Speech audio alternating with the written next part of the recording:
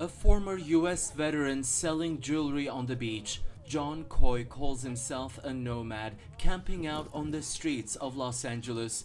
But for many of his friends who are not as self-sufficient, living on the streets has just become a lot harder. Now it's illegal and you could be arrested. The police will come and ask you to pick up your property and immediately leave, or you will be arrested. I'm not sure what the law is, but it's a law that statewide any encampment is illegal. So there's no more tents, there's no more setting up tents. The latest crackdown came after an executive order by California Governor Gavin Newsom mandating the removal of homeless encampments from state-owned properties and urging local governments to adopt similar measures. Tents and encampments.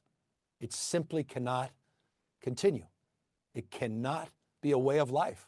Living out on the streets, in sidewalks, in what are almost become permanent structures. Over 16,000 encampments we've cleaned up at the state level. That's unprecedented in the state's history. We'll do more. We have to do more. We have a model ordinance that the state is using, and that's what now I want to see happen in other municipalities across California. Newsom also announced the release of $3.3 billion in grant funding for communities to expand behavioral health housing and treatment options for seriously ill and homeless people. That's on top of the $24 billion the state has already spent on more than 30 programs aimed at addressing homelessness just in the 5-year period leading up to 2023 alone.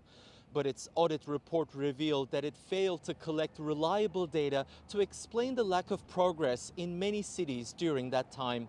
Like here in Los Angeles, the nation's homeless capital, the only independent audit carried out on the county's homeless services earlier this year found that they could not trace billions of dollars in public spending.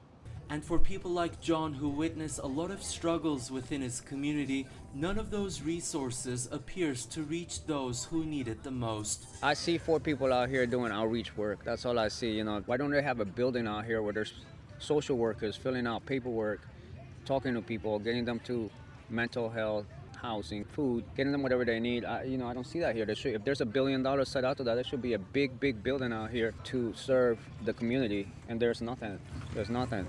While authorities investigate how billions of tax dollars earmarked for the homeless crisis may have been misspent, the most vulnerable will continue to be impacted by the lack of affordable housing and rising costs.